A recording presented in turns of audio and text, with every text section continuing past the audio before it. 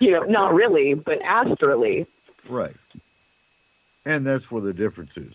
We're a global team in the aspect that we don't have to go. We get asked it all the time. We'll have clients that are in Bangladesh and going, well, what? You're going to come to my house? Well, astrally, yes. And that's why it's important to know how to define or how to explain what it is we do in very simple terms. And I like Richard's explanation. It's very, very simple. All you have to do is say it's fourth dimension versus what you see in third dimension. And it's good clarification that yes, because I'm going by the last 7 years of having a national team and all the questions that have come up in the last 7 years, such as, well, I don't see how it's possible because your soul can't leave your body. Well, it's not your soul leaving your body. And it's hard to explain to someone that can't grasp that concept, that your soul's not leaving. It's your consciousness that's leaving. And it's hard to explain the difference between consciousness and soul to anybody. Cool? Yeah. I'm sorry, what? It's hard to explain the difference between consciousness and soul. Well, yes and no. So, man, again, I feel so stupid sometimes when I talk about this stuff. Because I can only reference the things I do, and I am such a geek. No. So, think Harry Potter. Uh-huh. Consciousness cannot be stretched. It is there or it is not. You are conscious or you are subconscious. Whereas your soul can be stretched. And I got to tell you, movies and video games have always been the easiest way to explain paranormal, mystical, metaphysical. They've always been right on explaining a lot. Yeah. Right down to alien races. So, but like, your soul can be stretched. Mm-hmm. And to me, it almost seems like when you guys astral, no, your soul doesn't completely go with you, but part of it has to. I believe it has to stretch throughout you, with you. So the easiest way to explain, and I had to explain it to another team that, yeah, if your soul leaves your body, you're dead. Your soul cannot leave. A piece of it does. I would agree with that. That part is your personality. Because I think your personality goes everywhere you go, whether it's consciousness, or other.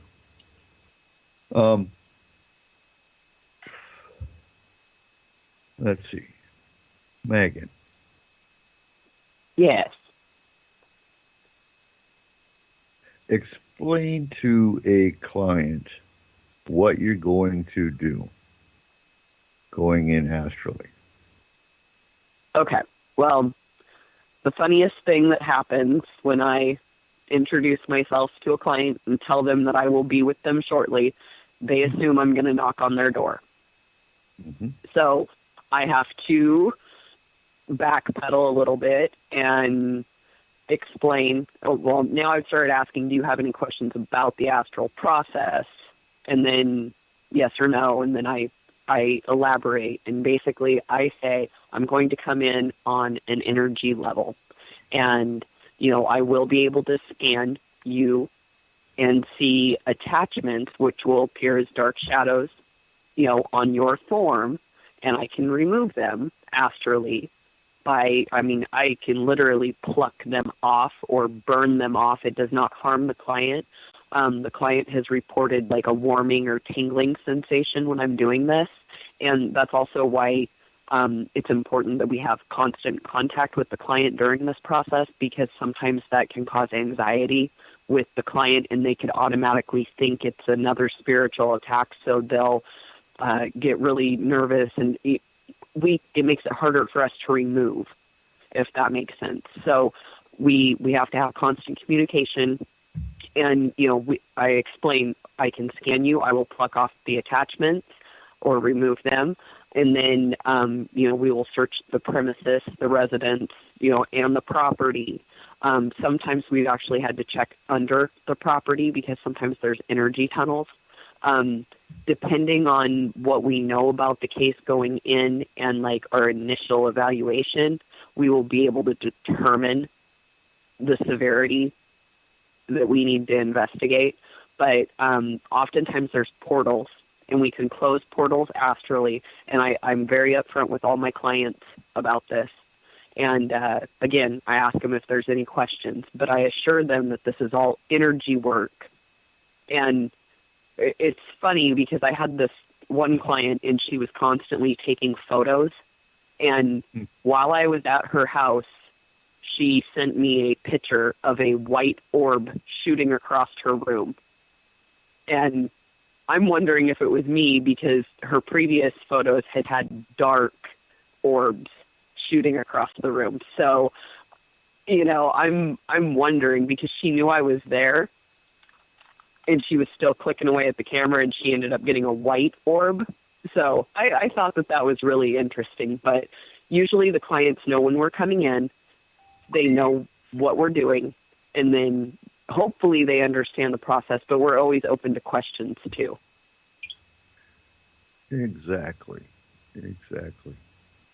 And I'm going to try to call Brent in, so everyone's going to hear some bleeping and some. Go into one of your probably most memorable astral travels that you've done.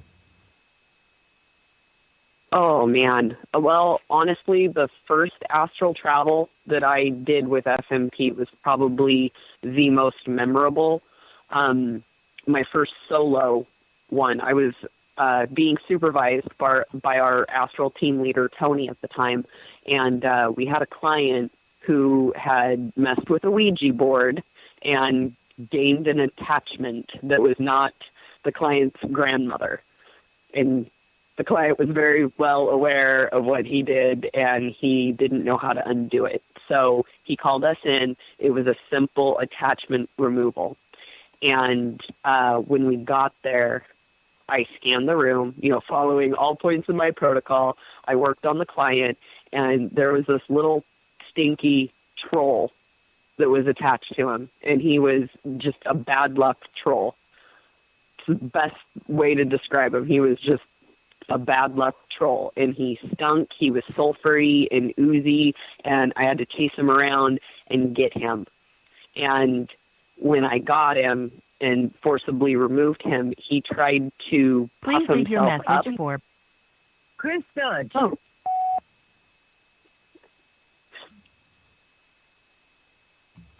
They're not answering. But this troll ended up puffing up and trying to intimidate me by appearing demonic. And luckily, Supervisor Tony was there, and he was kind of like, no, that is actually not a demon.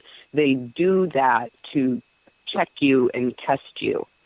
So, but yeah, we removed that attachment and continued to look around the room, made sure everything was good. The client reported back that he had never slept that good in 5 years. So he was very grateful.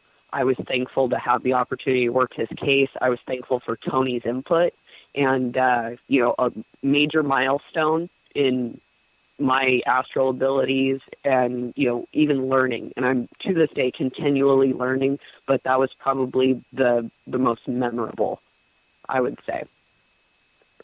Excellent. So, I tried getting Brent in again. I don't think Brent's going to make it. So I want to say this.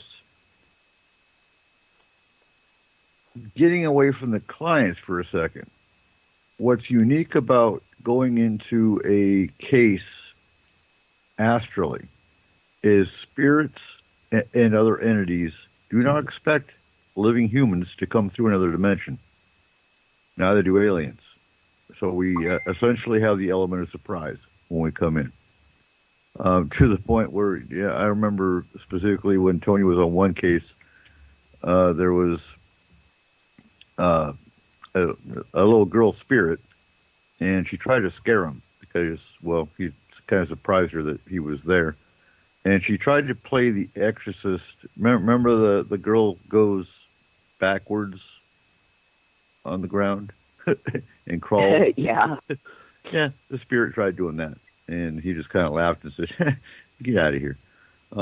But it's unique in what we do in that, the clients don't expect, they find it kind of crazy that we can actually do this until we actually show them results.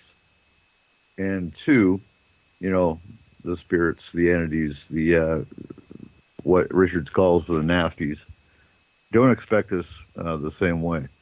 And people have been doing this for centuries. This isn't a new concept. So, Cole. Yes. I'm going to try calling Brenton again. He says he's ready now. Where is he? Because I want to hear some stories from Brent as well. And what's the most exciting aspect of what we do that you see? I know it comes as a shock to you in a sense, the accomplishments that Astral can do. Yeah. Yes. So, I don't know. I like the variety of cases. I mean, Cole, you've kind of seen it from a not participating view. You're like supervisory, in the office. So what is your office view on this? Because you see a lot of our chat that goes on. Honestly, for me, it's the camaraderie. So, when you watch these groups on TV and when you look on Facebook at these other groups, they're not friends. Even with each other.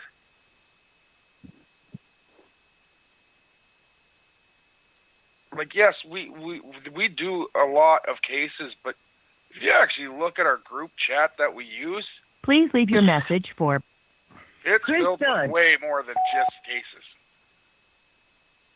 We support each other in every aspect of our lives.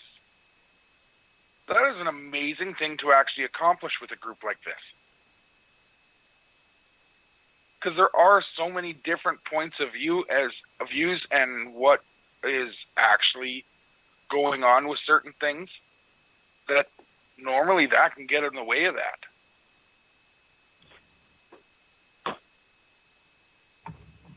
Yeah. By the way, and that's why the aspect of teamwork is so important. We're more than just a team, we're a family. And that's where the difference is. Because when you're dealing with some of the chaos that we deal with, you can't be anything but a family.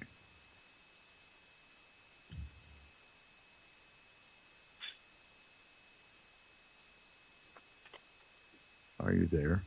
Yes, and yeah. Okay, the most exciting thing for me is still Paracon.